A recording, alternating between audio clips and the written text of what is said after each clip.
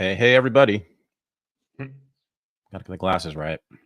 Yeah. I'm very picky about that. It makes you look really fucking stupid if you're like this. Mhm. There. Who Please was let it? me know. Who was it? Run for president, governor of Texas. Everybody thought he was dumb, and then they knew that, so then he started putting on glasses in 2012. Rick Perry, Which? right? Oh, Rick Perry, yeah. Yeah, Rick, Mhm. yeah. Rick Perry was not like, I would say he's pretty average for a politician. He's not as dumb as the Bush is. He's not I've seen him.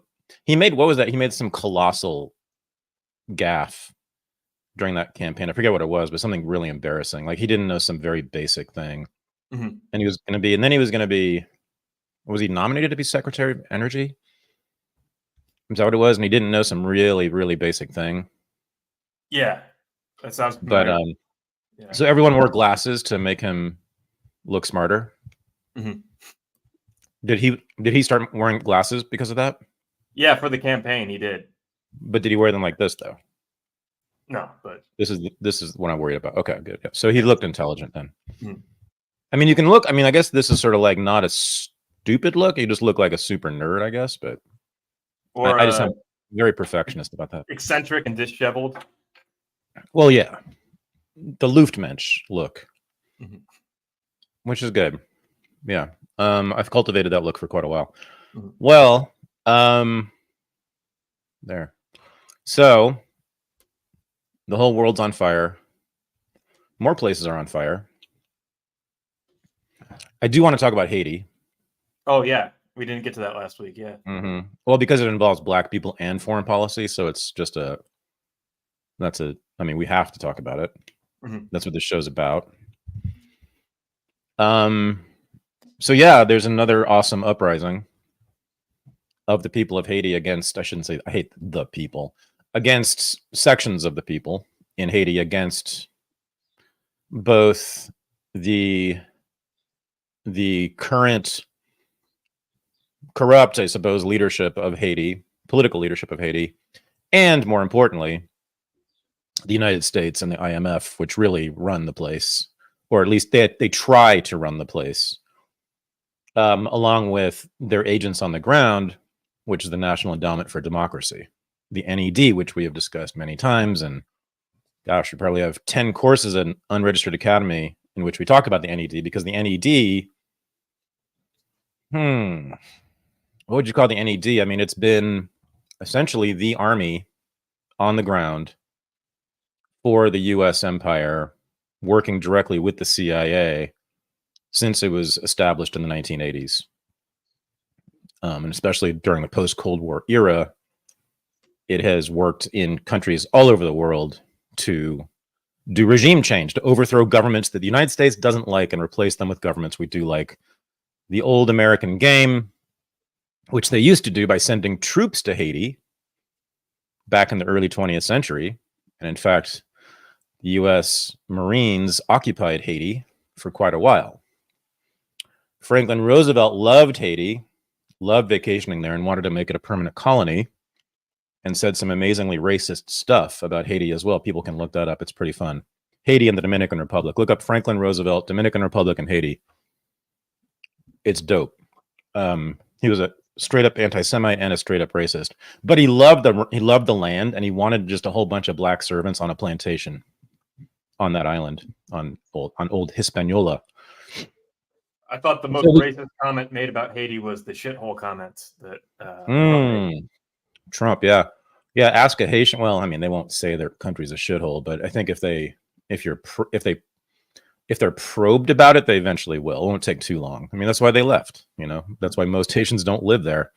That's why when I was living in New York, I met countless Haitians. There's a huge Haitian community in New York, especially, and in Miami. And then all the leftist celebrities posted pictures of themselves on the tourist beaches that are caved off in the rest of Haiti, and claimed that as evidence that Haiti is a beautiful place and all of its people are wonderful. I mean, it's been the worst country, certainly in the Western Hemisphere, to live in for decades. There's been no interruption in that. Maybe forever. I mean, since the French were kicked out in 1804. The Great Haitian Revolution, led by the black slave Toussaint Louverture,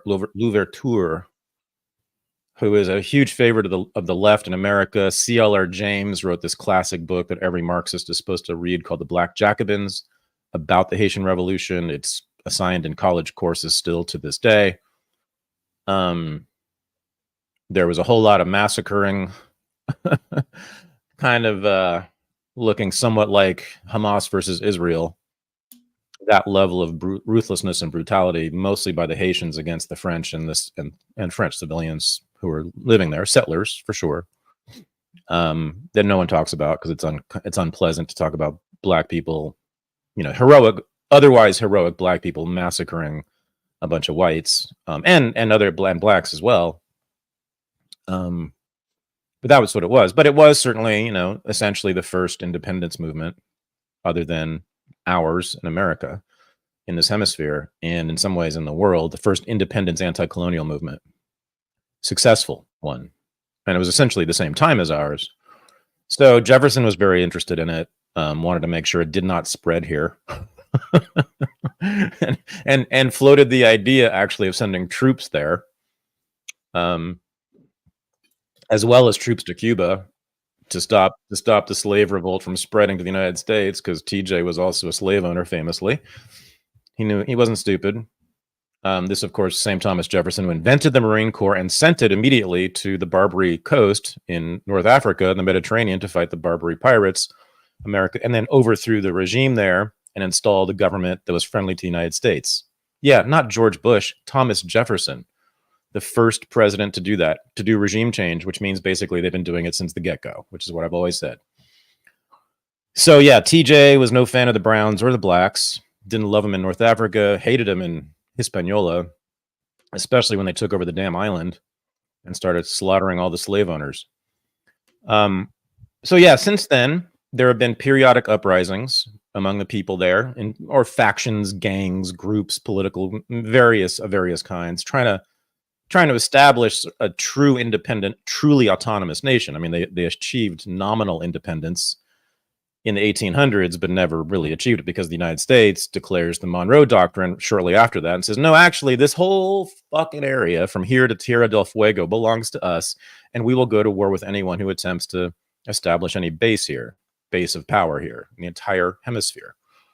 And so, especially in the beginning of the early 20th century, there's been just one troop movement after another into Haiti to put down some rebellion or another and to prop up some government or other that we want there.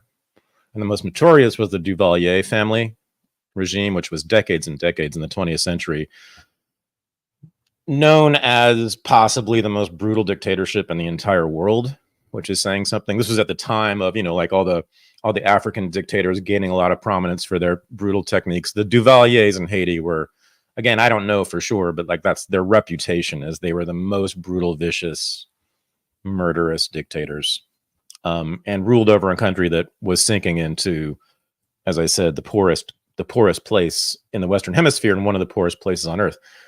If you want to get a sense of what, I've never been there, but this certainly looked real to me. If you want to get a sense of what it's probably like to sort of be in Haiti and what it looks, Port-au-Prince in particular, the cities, go take a look at, of all things, the Anthony Bourdain episode in which he goes to Port-au-Prince and tries to eat a meal outside somewhere.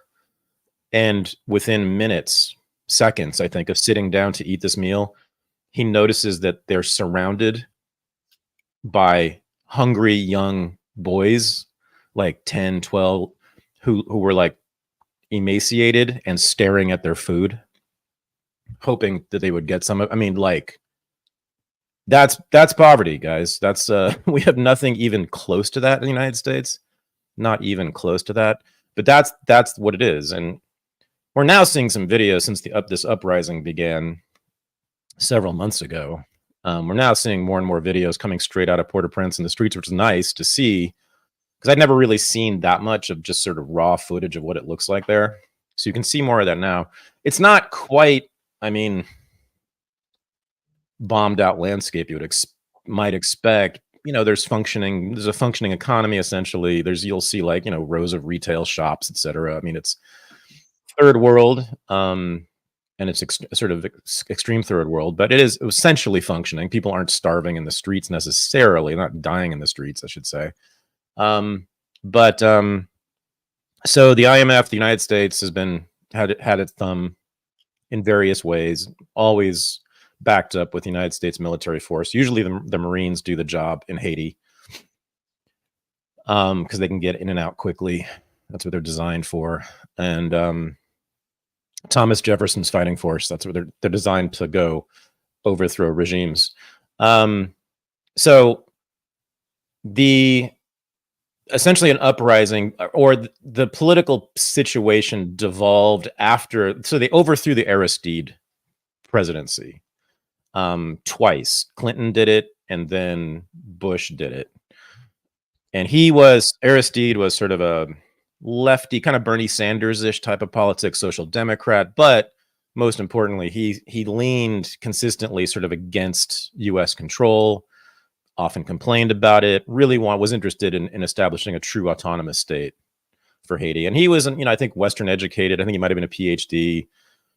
Smart dude, very capable, very popular, established a very large movement within Haiti that was mostly not entirely nonviolent. I mean, he intended it to be. You can't do anything political in Haiti without there being violence because there's so many gangs. But the United States deposed him twice. And since then, since 2004, the country has just devolved even further into it's essentially like Mogadishu or Somalia. I mean, it's a warring gangs, which essentially are like, war gangs like in Somalia, overseen by lords who might as well be warlords there. And the government, the prime minister was assassinated by his rival 3 years ago. And now it just sort of became out, or this guy was forced, the United States forced this new guy to resign, to leave the country because it came out that he had participated in the assassination of his rival, and took power. So the current acting prime minister is now, I think, in New York City, or he's not in Haiti. Because meanwhile, a massive, the largest we've seen in a long time, uprising emerged of not gangs, but coalitions. And this is the new thing, massive coalitions of gangs. Two main ones, the G9, which is this gang that everybody's been hearing about. It's a coalition of gangs that's headed by this dude named Barbecue. And the Western press has been talking about this guy and cannibalism. So we'll get to that in a second. And then this other gang called the G-PEP, the G People's Party, I think, which is criminals. These are like not good guys, but they just united. The reason the United States media has been told to demonize Barbecue, whose name, by the way, was not given to him because he's a cannibal. It was given to him by his mother because she sold barbecued meats on the side of the road to make money when he was a kid.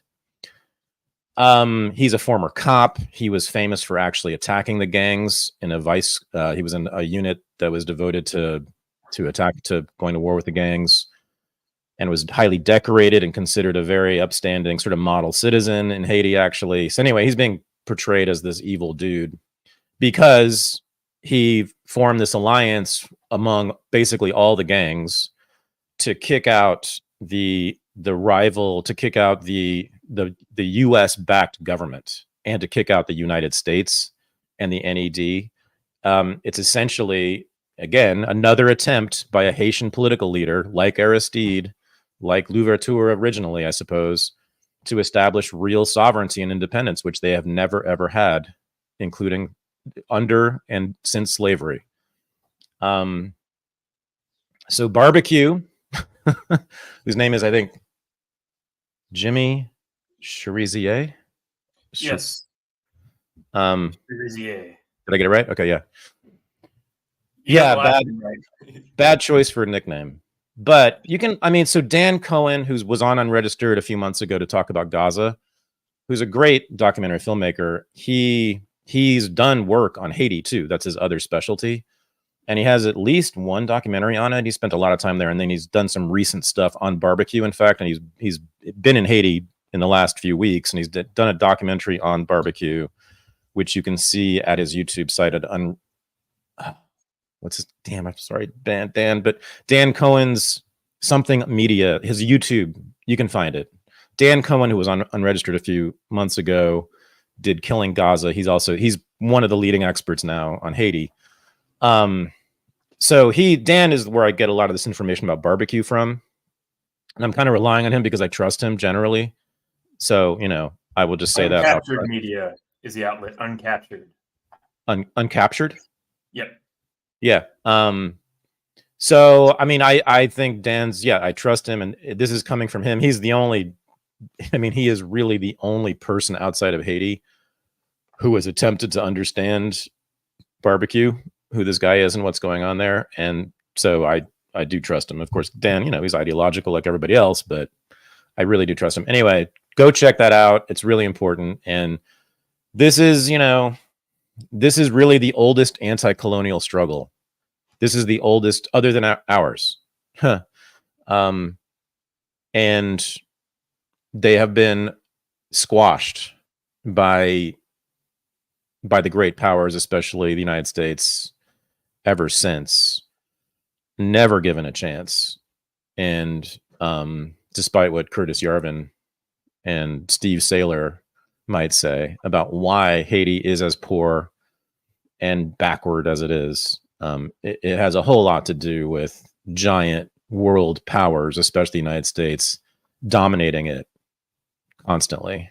The Clintons played a huge role in this, by the way, with the Clinton Foundation. I mean, holy smokes, all kinds of corrupt dealings after the Haitian earthquake, which contributed to the immiseration of the people. They just basically looted Haiti, took a whole bunch of money out of there in various ways. It's also run by the IMF. Oh, this is a funny one. So it's run by the IMF. Of course, there's like just humanitarian organizations all over the place there, white people from Europe and the United States who call a lot of the shots. Then there's this thing called the Core Group, which used to be called the Friends of Haiti, which is, swear to God, it's the ambassadors from the United States and 5 other countries who are permanently stationed in Port-au-Prince next to the government there, who direct the government. They just chose this guy. I forgot his name. The new guy who killed his predecessor. They chose him on Twitter. When the old guy was assassinated, this core group this is the United States talking, on Twitter said, "We now welcome the new president, Ariel," his name is Ariel Henry. They announced who the new guy would be and made him that. The United States directs this country that closely and intimately. They're not shy. They put it on Twitter. They don't even try to hide it.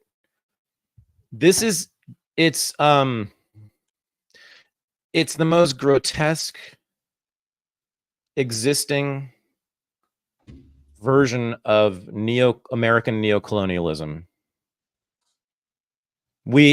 American neocolonialism has always been very deliberately different, or usually deliberately, explicitly different than old European colonialism. And I can point to multiple American statesmen and diplomats and presidents who have said this. We don't want to be directly controlling any other country. That's what the Europeans did, and look what it got them. It got them us, for one thing, and then it got them Africa wanting to kill them as another thing.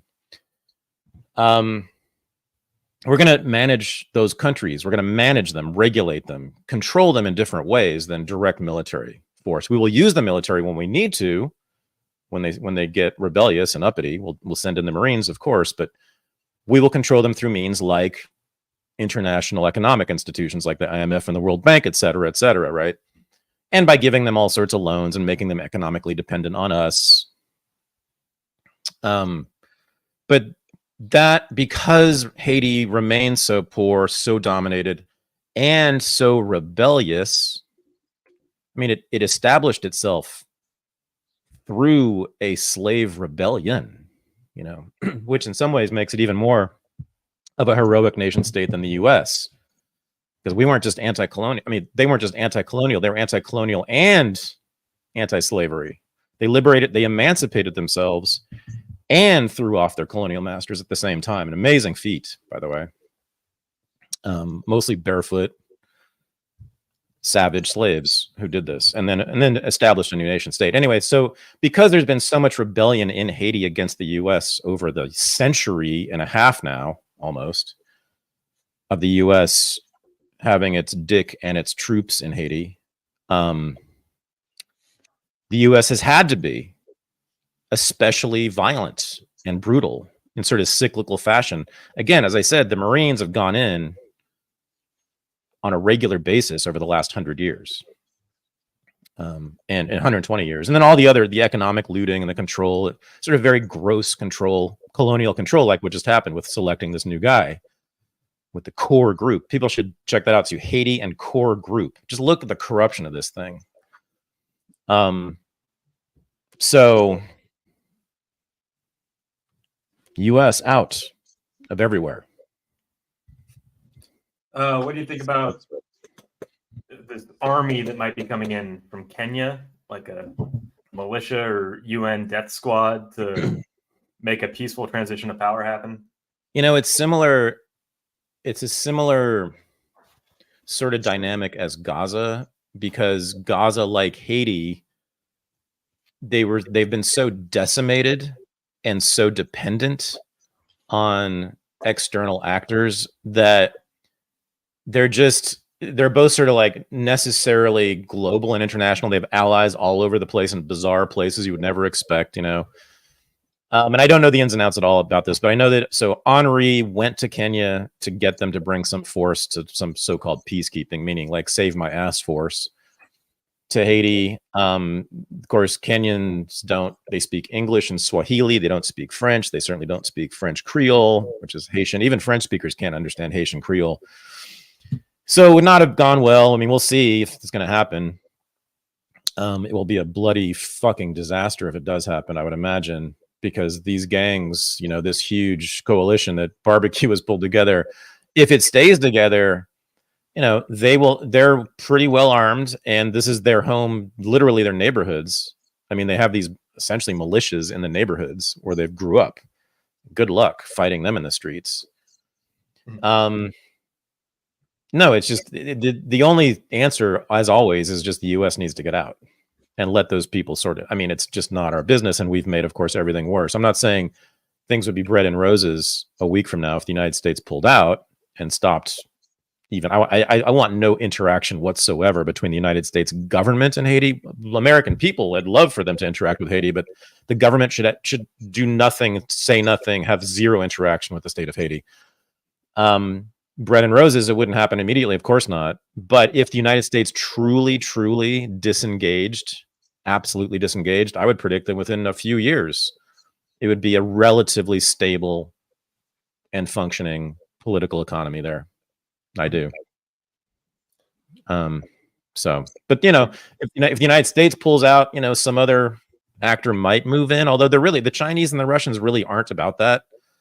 I've been more and more convinced that both Putin and Xi, but the whole leadership of both countries are really not imperialists in that way. They're interested in sort of accumulating their own power, maintaining their status as world powers.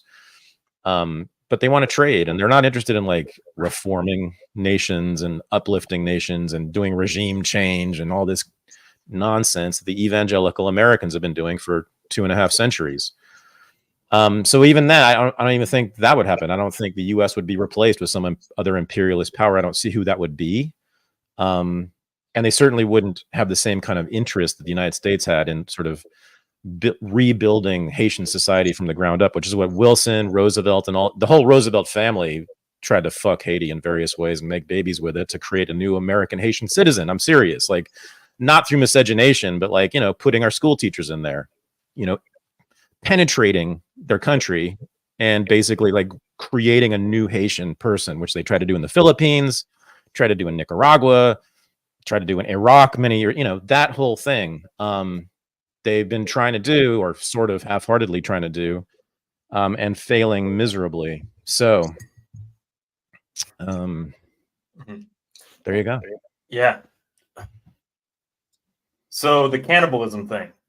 I think Yeah. I think this is important to talk about because the social media misinformation thing, like this was one of the few times where like I actually saw something evolve in real time and have like deleterious consequences where a wrong idea gets out. Yeah, a video from chaos in the streets from like a year or two ago in Haiti, where a guy's eating what looks like a human leg, starts getting shared and like, oh, shit's going down in Haiti. And it just immediately goes, oh, yeah, Haiti's crazy. This is what happens in Haiti. And then that evolved into cannibal gangs have taken over Haiti, which evolved into cannibal gangs led by Barbecue, the Cannibal King, have taken over Haiti. And which led to evolving calls for the United States to intervene in Haiti and stop the cannibals. This seems like an actual okay argument for social media censorship.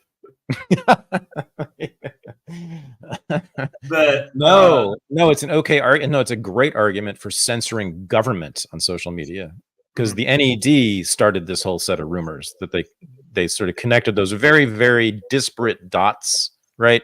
One guy eating possibly a human leg a couple of years ago in Haiti somewhere, possibly. Yeah. Gangs erupt that we don't like. And then 3, the leader of the gangs is named Barbecue. And they're like, look, everybody, look who we're dealing with.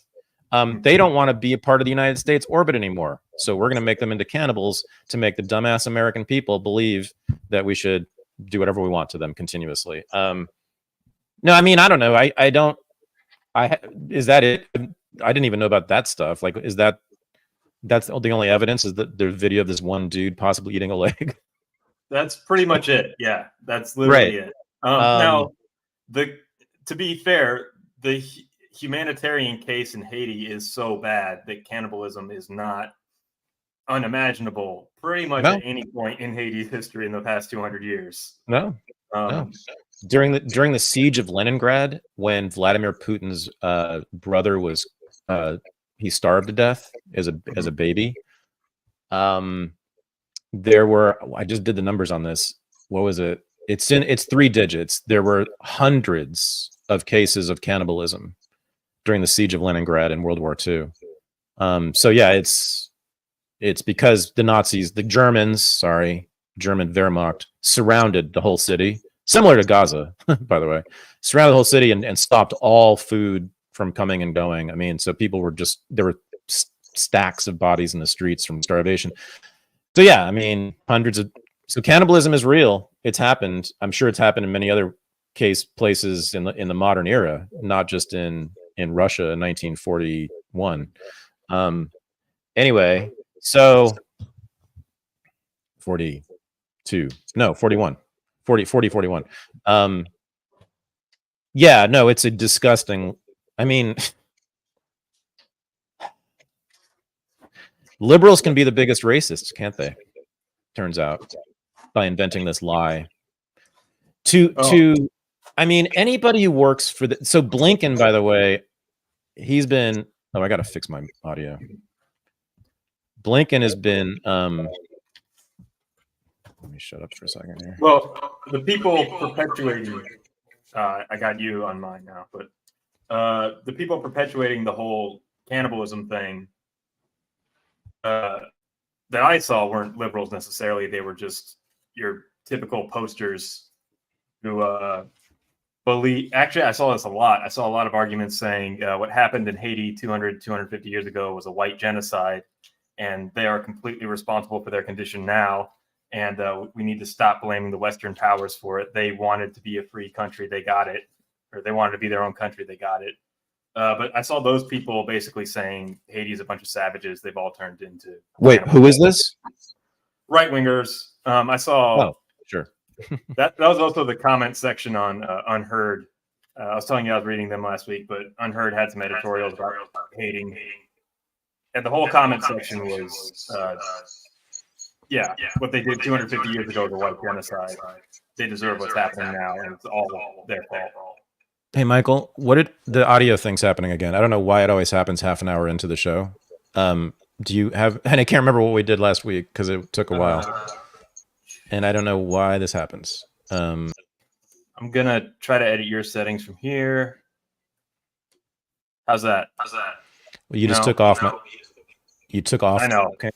Okay, so now I'm putting it back on. Is that better? Okay. Is it better? Is it better? Let me talk a little. No, I think that's better for me. It's not. Oh, no, I'm echoing still. God, what did we do last week? It was some weird thing. I'm sorry, everybody. This is so unprofessional. Right. Is this better? No. Test, check. No. Nope. Stereo audio. Nope. Boy, it took me a while. I'm very sorry, everyone. This is really bad. It wasn't last week though, right? It was 2 weeks ago. Oh man. What is happening? What did I do? I did something to fix this. Or I just stopped using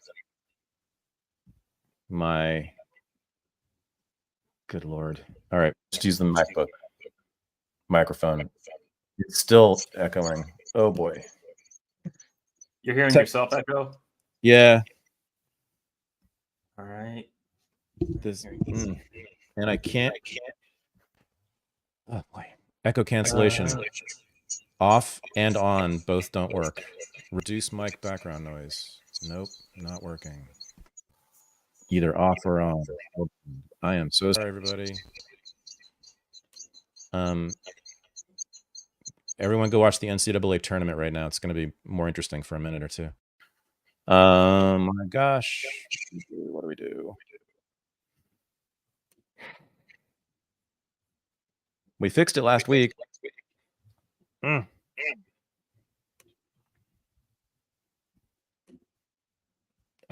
It's the only podcast I've ever seen this happen with, by the way. Just saying.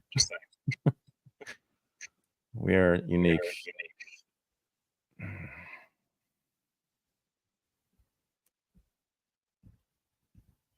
Hello? How about that? Is that better? I'm using the internal mic now. Hello? Aha! Automatically adjust. Okay, it's automatically, no, for me, what I did was automatically adjust mic volume. That one. Okay. Who did we lose? Well, if you're watching on YouTube later, just do a little fast forwarding. All right, we good?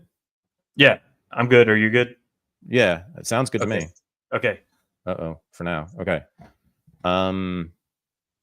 Boy. All right. So, yeah, Haiti. Good to know about. Oh, no, this is actually what I was going to say. I was on the verge of a very important point that no one else, I think, has made, that just occurred to me. What we need to do is point every Democratic voter to Haiti as well as Gaza now, because we have at least half the Democratic voters hating Biden's ass now because of Gaza. Half in a poll of Biden voters said that they believe Israel is committing genocide in Gaza, or that connected to Biden too, that Biden is supporting a genocide in Gaza. Like, these are people who voted for him.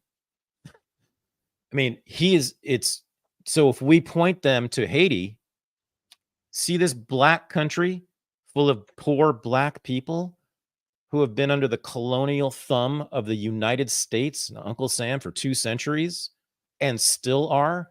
And who's running that country now? It's Tony Blinken and Jake Sullivan and your boy Joe Biden. Blinken's been in and out, or talking to, running things, getting the guy to leave Haiti. That was Blinken's doing. The assassin, the guy who murdered his rival, he got him to leave. Managing the country. I mean, it's as close to direct colonial control as the United States ever does. It's grotesque. It's like a throwback to the 19th century, what the U.S. is doing there. And Democrats need to see this. You want to talk about some racist shit, some, domination of the rich by the rich of the poor. And in this case, sorry to say it, but of whites over blacks, look no further. Your boy Joe Biden is a monster on the world stage. My goodness, Haiti and Gaza, that's not a good look.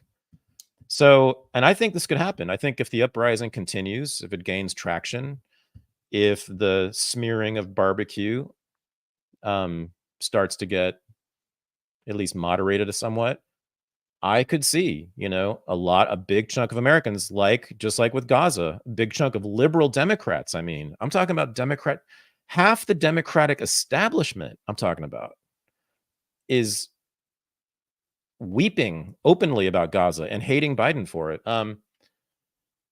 Yeah, I think if they saw this as well, boy, they're not going to be able to keep any college kids. They're not going to keep anybody under 30. Nobody under 30 wants to be a part of these things. No one under 30 wants to vote for what's going on in Gaza or Haiti. And the Democratic Party right now is primarily responsible. Republicans, of course, have been involved in it too in various ways, but it's been the Democrats, really. I mean, for the most part. I mean, as I said, progressives, I mean, the Roosevelt family, Woodrow Wilson, and every, president since World War II. But, mostly the Democrats have been involved in this kind of thing. The NED is essentially a Democrat kind of operation, liberal Democrat operation, established by a liberal New York Jew named Alan Weinstein. Very interesting guy. Very interesting biography of Alan Weinstein, who established the NED. Yeah. So yeah, Democrats need to know about this stuff. I think it will not help them in the election. But more importantly, and this is actually very exciting, and this is, and I haven't heard any geopolitical analysts talk about this, but this might be the most important thing of all. The Democratic Party is the organization that established the American empire, as I've been trying to say today and many other places.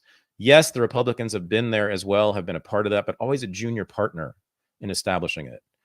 If you look at the history of the big wars, the big conquests, the big acts of neocolonialism, it's been mostly the Democrats, right? And so if because the Democratic Party has been more committed to this idea of humanitarian internationalism, which is just sort of a Christian evangelical mission, right? To, as I've said, reform the world in our own image. If the rank and file of the Democratic Party turns strongly against that idea that the United States should be involved anywhere in the rest of the world in that way, then the American empire goes away, because if the Democratic Party has been running the American empire, it's the Democratic Party's idea is the American empire. It goes away. And I see that as a real possibility for the first time ever in American history. Because look at the young kids, look at the people under 30 and who are Democrats on Gaza and on foreign policy. They're really good nowadays. They may suck on other stuff, but they're really good. And when they find out about Haiti, and I think Gaza is also going to get them interested in foreign policy stuff. Once they find out about the American empire, it's over. I really think that the woke generation will not tolerate this once they find out about it.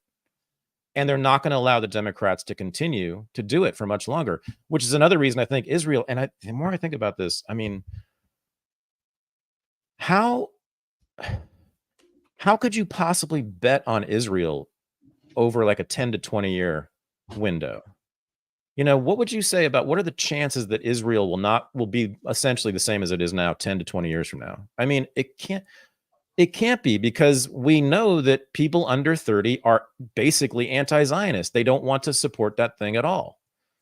It looks to me like there's a massive sea change in your generation that gets maligned all the time by me in particular. But on this, y'all might save the world. You might end the empire, dude. You're really, the polls I've been seeing and just all the evidence I'm seeing of your generation, people under 30, when they do think about empire and foreign policy, they make the right choices. They have the really good instincts from my perspective. And so if you're Victoria Nuland or the neocons or these people who've devoted, Hillary Clinton, or Tony Blinken, devoted their whole lives to this project of extending and maintaining the American empire, if I were one of them, I'd be quite nervous. If I were an Israeli government official, I'd be quite nervous about your generation. Am I wrong? Am I like too rosy about this? Word on the street is everybody who voted for Biden regrets it. Like, Uh, Yeah, I bet. I bet. How embarrassing. My yeah. God. That's what I hear people say. I'm very, very cynical about it all. I don't see the Republican Party as being capable of putting on a competent opposition to it. I don't see Trump, if he were to be reelected, being capable of eschewing the establishment again. I think that they could invent something like they did with Russiagate that would handcuff him again. I'm very, very pessimistic still. I think it's possible that the Palestinian people just get relocated. Like, I think Netanyahu wants this pier that is being built in Gaza to be a place to launch Palestinians into other parts of the world. Right. That's what the pier is going to end up being used for. Yeah. Putting shipping Palestinians out of Gaza. Yeah, right. Not shipping food in. Get your skinny asses on the boats. We're going. It's time. The hope I see is just in Russia and China getting stronger and richer, and free trade with those countries pushing the rest of the world to not align themselves with the United States. I don't see anything happening domestically at the national level because elections and politicians here are so hopeless. And I think the elections are rigged or at least unsafe. Yeah, Russia has all that oil and all that gas. China has all those products. And they both, for the last 30 plus years, all they've wanted to do is trade with the United States. And you want to treat them as enemies. Mm-hmm. I mean, goodness gracious. It is, I mean, and again, I hope, and by the way, it's not about Trump and the Republicans being in opposition to the empire. I mean, that might accelerate it to some extent, but no, it's liberals and leftists, normie liberals who are your age. I think if they're ever confronted with anything about U.S. foreign policy, usually they're just watching TikTok, but if they are forced in some way to see what's really going on in Haiti or Gaza or wherever, I think they can be turned very quickly against the whole project because of the power of social media. We can educate people really fast these days, sometimes, right? And sometimes it's too fast, right? They're all of a sudden, they read one thing and a day later they're praising Osama bin Laden. Okay. They went a little fast that time, a little hasty, like jumping to the conclusions when they caught a hold of Osama's letter. But no, but that's also evidence that people can sort of change radically, especially young people famously can do this, not to mention the fact that the US is just so manifestly gaining nothing from any of these wars, manifestly gaining nothing from having bases all over the world, except we get, a handful of service members get killed every once in a while, like in Syria recently. Or I should say Jordan, Syria. I think they're still denying that it was in Syria, but anyway. The 3 black people from Georgia, from rural Georgia, by the way, that's who was killed at that fucking base in Syria. Like, I think in their 20s. I'm sure doing this just to get, an education, make a little money, get a skill, whatever. I'm sure they knew nothing, cared nothing about whatever the fuck we were doing in Syria, which was guarding the oil that was left. But anyway, side note. Yeah. We gain nothing from any of this stuff. And it's so manifestly apparent. I just think it won't take as much educating now. The intellectual edifice of the empire has crumbled to such an extent, especially now with Gaza. Gaza I really think it's discredited so much of the establishment on these questions in a wonderful way. I think a lot of people now see the U.S. government as baby killers. I really do. People who were normies, like people who were previously liberal or normies, baby killers.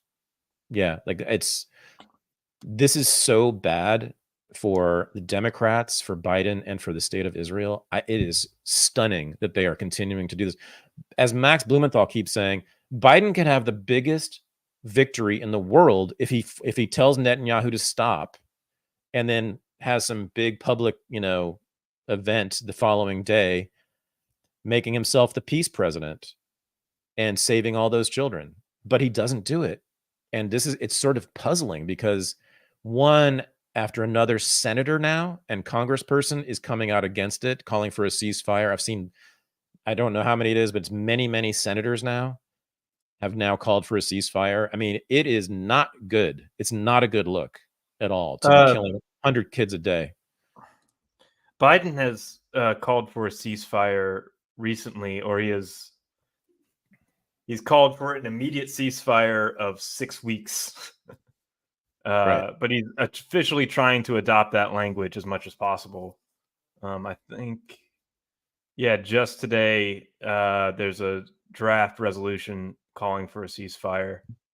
So, but have you seen this? Have you thought that was substantial at all? No, I almost seemed like a slip of the tongue. I think they were sort of planning to roll that out, but I mean, Kamala, they're disorganized. It's amazing that the messaging on this has been contradictory and disorganized. Kamala called for a ceasefire. And what was that going to be? 6 weeks? 3 weeks? She said she had this, her whole like fake ass, civil rights leader speech, diction. Then she says, and we will have a ceasefire, pause, for 6 weeks. But it's for the hostage deal. It's incumbent on hostages first. Yeah, I guess they're hoping they can get some hostages out, get the American hostages out, claim some victory. It's all, for them. Remember, it is March in an election year. So, I have to believe every single decision they're making is about the election and how it will advantage them. So they need something. The pier, which won't be built for 2 months, I guess they're thinking it's going to help them, which maybe it will. I don't know. Some extremely dumb, soft-headed liberals might see that and be like, oh, Biden is trying to help the children. Okay, I'll vote for him again. I don't know. He can't win legitimately. There's no chance. We know what the polls say, and we know that his own damn base hates his guts now. So how could he possibly win in a legitimate election? God, they're seizing Trump's assets in his golf course in, where is it, Westchester, I think? Yeah. Are they really gonna, they have, what is it now, 8 months to go, 7.5 months to go? They have 7.5 months left, the Democrats, to what do you want to call it? To do sort of a regime change within. To do something that is extra legal, extra essentially. It's against Trump to sink him. There has to be some sort of October surprise. I'm sure they're cooking up multiple October surprises as we speak. I'm sure there's some dude writing some fucking dossier somewhere about Trump getting pissed on by prostitutes. I'm sure they're starting to roll out the Russiagate stuff again, although and tentatively. They're rolling out the Trump derangement syndrome stuff again with the bloodbath comment and intentionally misinterpreting every word to paint him as some undemocratic fascist. Yeah. And I've seen and who was it? One of those super idiot celebrity TDSers, not Rob Reiner, but someone like that on Bill Maher. Just this, who was it? One of them, some very dark prediction. Might have been Timothy Snyder, my friend, my Yale historian hero, this guy who I'm sure works for the government in some way or another, talking about how, again, it will be dark days because Trump intends to, rip up the Constitution and end democracy in America. And I'm like, were you not here? He was here. He was president for 4 years. We saw what he did. We all know what he did and would do as president because he did it for 4 years. So we know what Trump is. He's a known commodity now, believe it or not. It's amazing to say that, but it's true. So the fantasies, guys, are not going to work this time. I don't think. Clearly they don't work on me, but don't you think who's going to be persuaded at this point? Well, you're talking about young people. If somebody's 18 right now, they would have been 10 years old when Trump was campaigning in 2016. And I think, Jesus. yeah, it's just normal to these people. Like, I think, regardless, Wow. yeah, that's just what politicians are to them at this point. That's an incredible concept. I'd never thought of that, but generationally. Yeah. So there are people there. You're right. There are now people who are fully conscious human beings who are Americans who, you know, for whom having Donald Trump as the president of the United States is a normal thing. Mhm. Gosh. Right. So that means the norms, he's clearly, I mean, I was going to say the most radical president. He's the only radical president Only radical and modern president. Yeah. ever, I would say. Yeah. I mean, I would say he was more destructive of establishment norms, certainly by far, than any other president. In fact, he's the only one who attacked them, really. Andrew Jackson, maybe a bit. I think Lincoln. Lincoln, what do you mean? He built the fucking thing. He built the modern presidency. He created the executive as it is today. Yeah, but what he went against, like being a minority candidate and then suspending all constitutional rule and going to war against half the country. I mean, just for his time, radical. Yeah. I mean, he set up the establishment, but still. You mean radical against the founding generation? Yeah. Is that what? Yeah. I don't read him that way. I read him as a continuation of Hamilton, at least, of the Hamiltonian vision, at least the Federalist vision. I mean, at least, and then there's some stuff about the Civil War where he's very clearly like understanding what the founders were about and extending it to the South. He's like, no, we've got it. It's an imperialist. It was America's first imperialist war, and people need to understand it that way. I mean, it's clearly that's what it was. The Civil War, they conquered this other country and then spent more than a decade trying to remake it in their own image of the North through Reconstruction. I mean, I've told many people, you know, Afghanistan or the South, the South was the first Afghanistan. So yeah. But anyway, no, I mean, but Trump, no, back to this. No, sorry. Like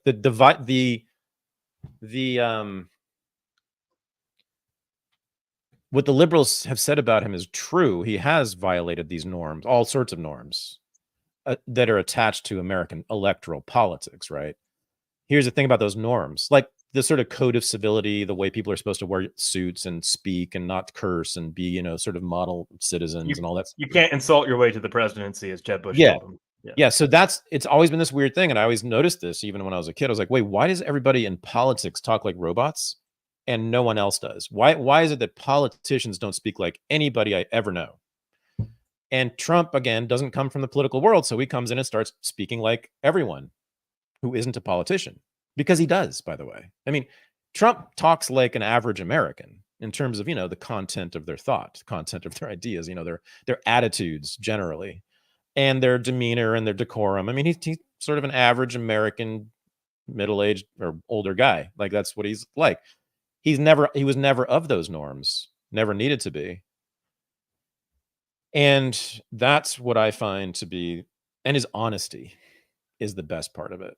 That's the norm he violated, was that you must always put up this facade, this veneer, that is just a screen. There's never any interest in really informing the people. Trump is like, hey, you guys should know about some stuff. I'm not saying he's given up all the secrets, certainly not, but he's given up a lot of secrets. I mean, the stuff I remember, what was it about? Like, he was trashing the generals who were trying to get him to go to war with Iraq. That was one of the cases against him. That's the central thing in it. I'm like, wow. Or Iran, I mean. I forget which one, but some generals wanted him to go to war with it was Mad Dog Mattis, I think, was trying to get him to go to war with Iran, and he's like, shut up, you're an idiot. What are you talking about? That's crazy. And he sort of let this be known too.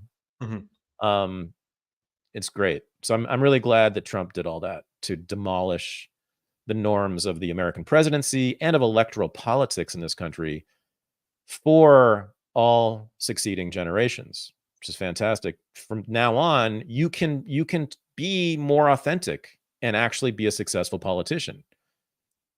I think it's now possible. You can be a real person and be a successful politician here. So yeah, it's funny. Every politician since Trump has had to advertise themselves as a Washington outsider. Like, right. In all your congressional ads, you see, like, this is a Washington outsider, never been in office before, fighting for you. And yeah. What's interesting also is the absolute poverty of talent in electoral politics now. Mm-hmm. I mean, Gavin Newsom is like the only viable candidate for president who's got any talent whatsoever. I mean, there was always an establishment, basically a liberal establishment, doing really bad things and stuff. But like the Kennedy administration was full of Harvard professors. I mean, these are very, very serious thinkers. Liberals used to be really, really talented, the most talented people, very smart. They wrote all the books. Liberals wrote all the books. Most books all the books on the New York Times bestseller list were written by liberals for decades and decades. And those were the people who basically ran the government too. And now I just look around and I just can't see anybody who can even put a few sentences together, who really knows anything about the issues. I mean, Gavin Newsom, I think, does. I'd say he's, standard traditional Democrat, talented, smart dude, understands the issues. Basically, he's certainly capable of understanding things. He's like Obama in that way, I'd say. But now, I mean, who else besides that? And then on the Republican side, I mean, Ted Cruz is really smart. He's an evil Wizard of Oz, but he's certainly got the brain. But it's really rough out there. I mean, there's just nobody who wants to do this job anymore, which is interesting because, it's a superpower stocked with nuclear weapons. So, Jeffrey Sachs was talking about that on. Someone's got to run the joint. Someone's got to run that joint, and we are putting up. Nobody who's smart wants to do it. Nobody who's What was Sachs saying? Oh yeah, that he talks to people in Washington, and none of them know anything about Russia or China. Oh yeah, this is what all the geopolitical analysts say all the time: is that this whole new generation of U.S. and British foreign policy leaders are all numbskulls. They've never visited Russia or China. They have nothing to say about Russian or Chinese civilization. They can't give you a basic outline of either of their histories. Right. Yeah. We were talking last week, weren't we, about the Soviet Union and American diplomats hanging out with Soviet diplomats, or was that somewhere else? my step grandfather was a diplomat in the Soviet Union. He worked for the State Department. Yeah, and they used to hang out all the time with their Soviet counterparts in Moscow. Like they would just hang out, drink, party, go to restaurants, have sex with each other's wives, all that stuff. That last part was, I think, true actually to some extent. And they really got to know Russia. They really got to know Russian culture. Many of them spoke Russian. I'm talking about the people in the State Department who were, overseeing Russian policy. They really knew that country in ways that these people don't. They're running on pure ideology, as far as I can tell. They're just, oh, well, Putin bad, NATO good. America must expand its influence. So we got to do what we're doing in Ukraine to kick Putin out of there and make regime change inside of Russia. Oh, by the way, Putin, so the election. Yeah, the Russian election. Yeah, so of course, everybody in the Western media is saying, oh, well, of course, it's not an election. He's a dictator. It was totally rigged because he got 80 or 90%. Yeah. Well, whatever the number was, it matches exactly the numbers that were produced by a number of Western polling agencies who do public polling in Russia. Western, from the US, Western Europe, UK, Russia's enemies. They go in there, they do polling, they ask Russians in surveys, about their opinions about things, and he gets 80 to 90% in those polls consistently in Western polls. So we can shut up now. I mean, there's really no case to be made that Russia is certainly less democratic than the United States. And yeah, honestly, I don't see how you could make an argument that it's less democratic than the United States. I don't think it is. We have political prisoners. How many J6ers are there? How many political prisoners is that? The explicit strategy of the Democratic Party is to put Trump in jail before he can get elected. Not to mention, right, exactly. Yeah. Like the leading party is, right, as you just said, its whole strategy is to do a Haitian thing. Mm-hmm. Yeah. How on earth? I mean, not democratic. And even if they weren't democratic, Russia, Putin, even if we did rig the elections there, so what? Mm-hmm. Okay. And therefore we should kill 300,000 people in the blood fields of Ukraine. What? Who cares? Like, who cares? Do the Russians care? There's a handful of pro-Western Russians, and I mean like 5% maybe, who care, get really upset about this stuff. But guess what, guys? Russian culture historically, what do you think it's been in regards to things like democracy? Whether it was the Russian Empire, whether it was the Soviet Union, what was the attitude about democracy during all that time? Not into it. Really, really into strong leaders. They like their czars. Weird, dangerous idea from the West that we don't think will do us any good. It's been the debate about. Yeah, but it's like, okay, so what? Even if that's true, I mean, even whatever, it doesn't even matter. So what? We must overthrow the government there because we don't like Russian culture. It's amazing. It's their own damn government. I mean, it'd be better, I suppose, in some marginal way if there was like, a flourishing free press in Russia. Although, again, as far as I know, most of the media or all of the media that he's shut down there were all working directly with the United States and the UK. Like, they were foreign agents. I mean, the whole thing is such a sham. I mean, the whole like Russophobic Putin demonology is just and I hear smart friends of mine with big podcasts just echo this stuff. Oh, Putin's a criminal. He's a gangster. He kills his political opponents. Almost all that stuff is bullshit. It's just total bullshit. It's incredible. And they just buy it hook, line, and sinker. And it's all created literally by the National Endowment for Democracy, the CIA, and the State Department. They write the script about what you're supposed to say and think about Vladimir Putin. And MI6. MI6 is a big part of that. MI6, CIA, NED work really closely in establishing the Putin narrative, the discourse about Russia and policy toward Russia. Mm-hmm. And it just boggles the mind. You can think whatever you want about Putin, but please don't, when you're making your argument, don't say things that we can trace back to a government source. The discourse about Putin and Hamas too. You can, all the stuff that these intellectuals on Twitter are saying about these things, you can trace them back to government agencies producing that discourse. All the rhetoric, all the propaganda, all the so-called facts, government agencies produced all of it. So if you're gonna call for war against Russia or oppose a ceasefire in Gaza, at least come up with your own arguments and ones that weren't manufactured to support, governments at war. Thank you very much. You were talking about the youth providing some hope. I want to talk about that in relationship to Kyle Rittenhouse getting shut down last night. Yeah.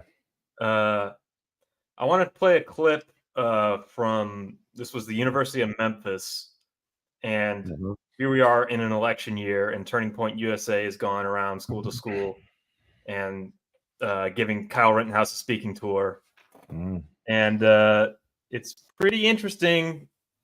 Oh, well, but to compare it maybe to 2016 and what crowds were like and what the energy was. So this is Kyle Rittenhouse getting shut down and you haven't really seen this in a while, so it's interesting to see. Protesters forced Kyle Rittenhouse to leave the stage right during his speech at University in Memphis. I'll answer the question of racist things he said. He says we shouldn't celebrate Juneteenth. We shouldn't celebrate Martin Luther King Day. We should be working those days. It's called Ketanji Brown Jackson, an affirmative action hire. He's talked nonsense about George Floyd, and he said he'd be scared if a black pilot was on a plane. Does that not seem racist? I don't know anything about that. Then answer no.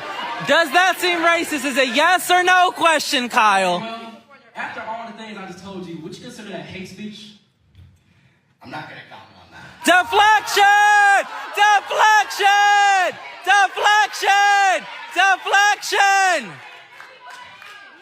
Yeah!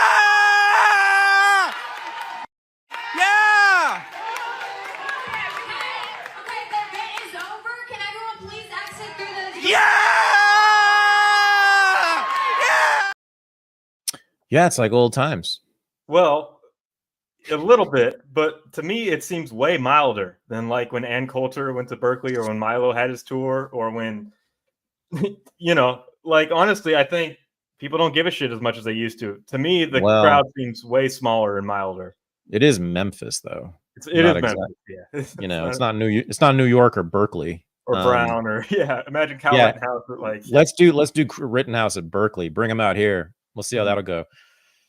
Yeah, man. I don't know. I just really wish Kyle Rittenhouse weren't a douchebag who hangs out with douchebags, because I cheered so loud when he was acquitted, and I was so thrilled when he was acquitted. That was the best news story of that whole year. And he, from the get-go, I knew that he not only was not guilty, but that he was really heroic. I mean, I would not want my son to do that just because of the danger presents to himself. But my gosh, if there is such a thing as a hero, that's what it is. I mean, and he was absolutely defending himself, and he was defending property that was being attacked, and 100%. And then he was, oh my God. And then the state tried to put a teenager behind bars for life too, for that. I mean, just those people, man, the prosecutors who were part of that, vile scum. I am sorry. Like, no matter what your politics are, and if your politics can't let you see all of what I just said, then I'm not interested in talking to you. I mean, there are actually several leftists. Anna Kasparian was the first and the best to do this. Came out and said, I was wrong about Kyle Rittenhouse. I was wrong. I didn't see the video. I believed what people said about it. She did a great video, retracting all that. There were a few others too, I think.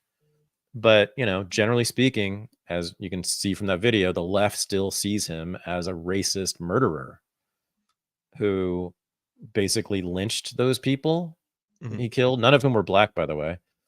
Well, all right. I thought they were pretty brave to go into Memphis.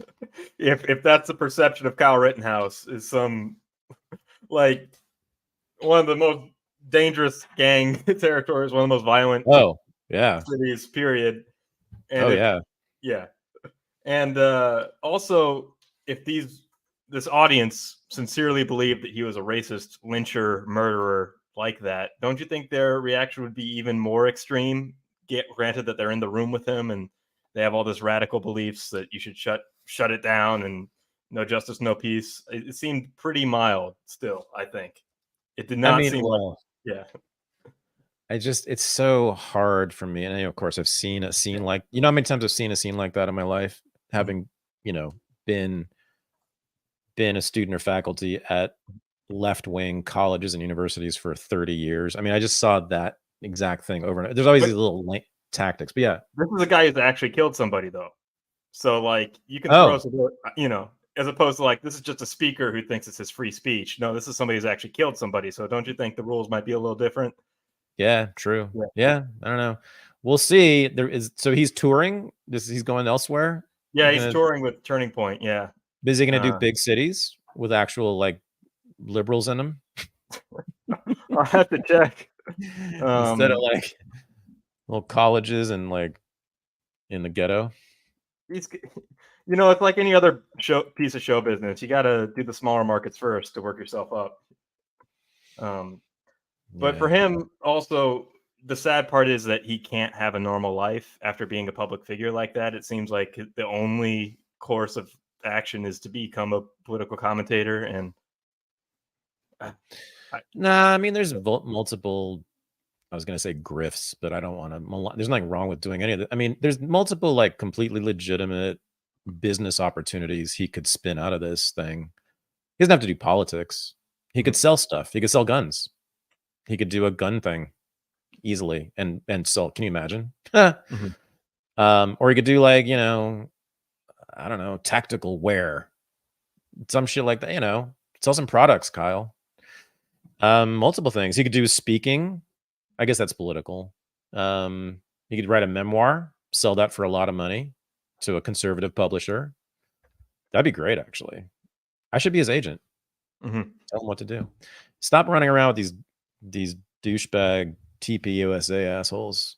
I just, oh yeah. So the right wing, fuck the right wing. So let's talk about that and Daniel Penny. So as I said on Twitter, and because of this, I've been called faggot several times last couple of days, which is cool. I love that. It's my favorite. I get called fag or faggot like once a year. How about you? I'm anonymous. Well, no, in life. In life? Yeah, just in general. Every day of my life from middle school, and then it kind of stopped after that. Yeah, every American man has been called, no matter what, he has been called a fag or faggot hundreds of times. Yeah, I thought. But even like, now, as an adult, you know, I get called fag. You know, not just on Twitter either. I got called. A guy in Oregon leaned out of his pickup truck one day when I was walking my dog, and said, "Hey, fag, nice dog." I was like, "What's going on? You guys are following me around? Are you from 6th grade? Did you come up here?" So Daniel Penny, if you know anything about, as I said on Twitter, if you know anything about jujitsu, and I really mean anything, like if you've taken 3 classes, or even if you've just watched, you know, the UFC, you will know that there is more than one submission technique to do that he could have used in that situation. He used a rear naked choke. There's also, and this is the rear naked choke is, I think it's the first submission most people learn. The first thing they tell you, first thing you learn about is that you can kill your training partner if you hold it, if you keep it in tight, because it compresses the trachea. Like, that's why it's a submission. That's why it's effective. It cuts off the oxygen to the fucking brain. So you have to keep, that's why you tap out. When you tap out, when you feel that happening and you're losing consciousness, and your training partner, of course, is supposed to stop squeezing. He can still control you. This is my point. You're completely under his control, but you're just not squeezing the life out of him. So Daniel, then there's arm bars. There's all sorts of leg submissions you can do. Arm bars are extreme. I've seen multiple street fights end with an arm bar, by the way. Yeah. Multiple. Well, the pain is so unbearable through an arm bar that, that's what happens. You're fucked. You can't do anything, and you can't move. You can't do a damn thing. It's awesome. It's unimaginable. And it's a wonderful submission for women to learn. I mean, I often tell women to learn that one, especially make sure you have that in your repertoire, because you can whip that out on anybody, and it's great to see it. You can see a small little woman like completely disable a giant man with that. The chokes work too. The rear naked choke will work too. But the arm bar is great because it doesn't matter what the size differential is. You can like rip his arm off too if you want. You can absolutely dislocate every joint. It's awesome. But anyway, so Daniel Penny had multiple options there, many. And the first option was just to not keep that choke in that tight. And he was trained in jiu-jitsu, so he knows this. It's a clear-cut case of either manslaughter or murder. He needs to do time. I don't know why this is even controversial. I mean, it's ridiculous. And again, I think I asked people, like, if this were your son, and you found out he was wilding out and had done all sorts of crazy semi-violent shit, and you just knew the whole set of facts, but Jordan Neely was your kid in this case, would you really think that Daniel Penny had no choice but to choke him to death. The argument I've seen Come on. the argument I've seen jujitsu practitioners make isn't the argument you made. It's that anybody who's ever rolled would know when somebody loses consciousness, and the fact that Daniel Penny keeps the hold on was excessive.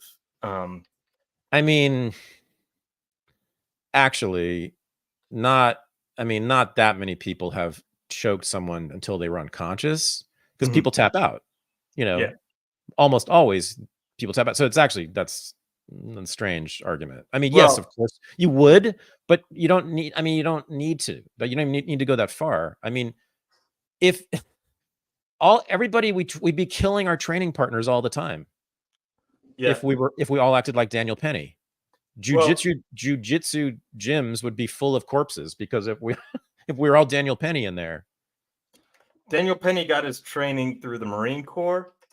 Yeah. And so the argument that he has to make in order to get himself off of this charge is that the Marine Corps trains you a little bit more aggressively, and it's not a recreational activity like jiu-jitsu gyms are, and it's not a self-defense thing like that.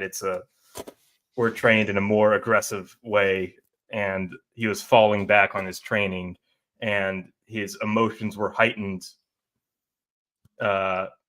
in the violent situation, and he thought he was still dealing with a threat while he had the man in his control. So there's an argument to be made here. Yeah, I had some. Was it a vet? Somebody on Twitter told me about this too. Yeah, right. And so you're telling me that when you're training jujitsu in the army, that they let you choke each other to death? When you have a rear naked choke in, and you're in the army, they're like, "Oh yeah, let's go ahead and hold it in for however long you want." Well, no. Again, you don't. Because they'd all be dead. So like, Joe Rogan says this all the time. He says, "I can kill somebody easily. Like, I can kill, if I get my hands on you, I can kill you. If you're an expert in jiu-jitsu, or even if you're like just a decent white belt, you can kill most people. You can kill anybody who's not been trained in it. Like, it's that effective a martial art. It's really, really lethal." Joe Rogan is too short to be a threat to anybody, though. Well, he climbs his way up to your neck, and then wraps his whole body around your neck, like a spider monkey. Just kidding, Joe. Just kidding. Take it back. Just totally kidding. Joe Rogan would kick the fuck out of me, and I'm a striker, and like he was a striker, and now he's a grappler. He would just annihilate me in striking too, because of his fucking kicks. Anyway, well, I would do this, and then he'd like run at me and try to punch, but I'd have my head. Yeah. The stiff arm, baby. Yeah, the football move. Yeah. Keeps him. Let's stop. I think we should stop ragging on Joe Rogan, though, because that's not good for business in the podcasting world. No, we'll be the first ones to do that, which is, by the way, we need that. We need to decenter the Joe Rogan universe, I think. So this is good. Yeah, he's single-handedly kind of killing comedy. Is he? I mean, just because everybody kisses his ass, and I know, man. Yeah, I know. Everybody on his show kisses his ass. No one ever fights him. I mean, it's really wild, or disagrees with him. I mean, I've had several arguments with him on the show, but I rarely see that. It's so much kissing. And then even when you're not on his show, everybody in this whole his orbit, just constantly genuflects to him. And I'm not asking for people to attack him. He's not done anything bad. He's done wonderful things for everybody. He's done some of the best work ever. What's that? But he's done some of the best work ever. He's great, but like, yeah. And like podcasting, so many of us are, he helped so many people in podcasting, but but like, just let's treat him like one of us, not like the king, not like this. Oh God. He surrounds himself with comedians, yet none of them have ever made fun of his height to his face. Yeah. Joe's like, I was surprised when I met him the first time. I mean, he's maybe 5'8". He's 5'8" and heels that. That's my guess. He might be 5'7" though. Yeah. Yeah. Whatever. It's not his fault. Okay. He didn't choose to be short. Yeah. Weimer. We got through this. I think there's an argument that could get Daniel Penny off. I think the broader conversation on the topic is more so the anarcho-tyranny and the homelessness problem. Yes. Yeah. Good point. I wanted to pivot to the broader issues. implicated here. Yeah, thank you for that. Yeah, yeah. I mean, I don't know. The right wing. God, I got so much hate for that on Twitter, and almost no support. Sort of surprising. No one said anything in support of what I said. I don't think. I think it's understandable that he got charged, and I think there's an argument to be made that could get him off, and we'll see how it plays out. But I would need to hear some compelling evidence that he had no choice. But no, he always had a choice. You didn't have to hold that choke in that tight. That's the first thing. You can absolutely continue to control a person fully without killing them. You can hold that choke in because you also lock the legs with your legs. So you've got him, and you got him from it's a totally helpless position for Jordan Neely. You don't, I mean, God, you could make an argument that he hadn't trained in years and that he has to play dumb in order to win this case. No. Yeah, no. I mean, if you've trained in jiu-jitsu, then you definitely know that it's lethal. You definitely know that this thing can kill somebody. So it is pretty scary to think that. I mean, if you can get your hands on someone, you can kill them if you trained in jiu-jitsu. Well, here's the thing. Quite wild. Yeah. What if this had happened? Well, I guess the guy was unarmed. But like, what if he had used a gun in self-defense? Like, what if Jordan Neely had had lunged at him after making all these violent threats, and then in self-defense he had used a gun? And if he lunged at him, I suppose, yeah. I mean, it depends on the lunge, But I mean, sure. I mean, if there's a lunging, if there's a violent, I forget the terminology, but if there's some violent aggression, then of course. Do you need to use lethal force? I mean, it's always a tricky one, though, right? Should you use lethal force in every case of violent aggression against you? That's where it gets trickier. But again, he didn't need to do that. He didn't need to use lethal force at all. Henry Gracie is on your side on this one. Yeah. 9 months ago, when the incident first happened, he did a breakdown of it and said, "Oh, sweet! I didn't know that. That's great. Well, he knows for sure."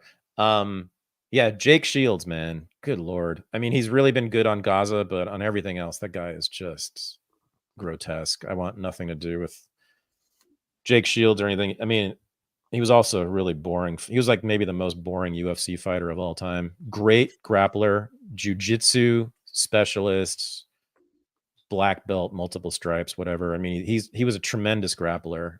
Couldn't strike for shit. Terrible striker. Really boring fighter. And he's become this like right-wing star on Twitter. He has hundreds of thousands of followers on Twitter. And people actually, talk about him in politics now. Like, he's an important voice in politics, and he's dumb as a brick. And he's extremely reactionary on all things cultural. And he, of course, weighed in when it happened anyway, for Daniel Penny. And I'm like, yo, bro, politics have rotted your brain. I mean, he knows. Jake Shields is incredible, like one of the top jiu-jitsu practitioners in the world. He knows. But this right-wing shit is corrosive to good sense often. It's really sad to see this. I mean, these people on the right are just becoming more and more gross to me on issues of sexuality and issues of like this kind of stuff, crime and killing criminals. I don't know. Yeah. We didn't get to the cover story, which is the Murphy versus Matt. Oh shit. Yeah. Glenn Greenwald, I would just recommend. He did a really good breakdown on it. System Update, his show. And it's actually on YouTube now, by the way. I don't know what's going on there. Glenn now has a YouTube channel. He vowed never to do that, but Rumble or YouTube, check out Glenn Greenwald. It's like a 20 or 30 minute clip breaking down the case. But it's huge. It's about whether the federal government has the constitutional right to interfere with social media companies like they did over the last 6-7 years. It's basically if the Twitter files were a violation of the First Amendment, if the FBI agents who made veiled threats to heads of social media companies constituted coercion. Right. And Ketanji Brown Jackson, and Glenn Greenwald goes into this. She had this very chilling statement, which she says she's concerned. Was it concerned that she said, I'm very concerned that the First Amendment hamstrings the government in certain situations. She was talking about a hypothetical emergency, right? Like COVID was. Yeah. Mm-hmm. Yeah, not something I would ever worry about. That's something you worry about. You stay up at night thinking, oh gosh, the government is hamstrung by the First Amendment. That's terrifying. Mm-hmm. How are you hamstrung by free speech, by the way? How could that be? Hamstrung? You're not able to put out your propaganda, you mean, Ketanji. Mm-hmm. That's what she means. She wants the propaganda to be the tap to be always able to be turned on. She wants the government to always be able to turn on the tap of propaganda, not have it interrupted, like the good old days when they could just seize the networks and just broadcast whatever they wanted, like during the wars. So yeah, go check out Glenn Greenwald. But the justices during the opening arguments sounded not good, meaning it seems like they're leaning against they're leaning toward letting the government do that. But they haven't ruled yet, so we don't know. Justice Alito made probably the most. He was good. Yeah, the best statements on our side. He's been stepping up the last year. He stepped up on the Trump ballot case, the Colorado ballot access case. He stepped up on this one, and he got the facts right too. He got like the most chilling part of it was FBI agents. Yeah, I mean this is threats. Yeah, I mean this is really basic fascism. I mean that's what we're talking about here. This is the government directly intervening in the media. I mean this is what the First Amendment has always been interpreted as being against. Like that's what this is really clear cut. This is rank authoritarianism. The FBI telling Twitter and Facebook what to do. I mean that's not okay. That's really clear. And the Democratic Party in particular, wants that right. They want to be able to do that, of course. And it looks like a lot of the justices want them to have it. So we'll see. But you are not a liberal if you support that. The Supreme Court is very lazy, and they don't like to do massive things that change stuff often. And it's very hard to point to a specific law or a specific ruling that would change this behavior. Like, I think you'd have to gut the FBI or write new laws hamstringing what they are able to do. Like Ketanji said, in order for this to be effective.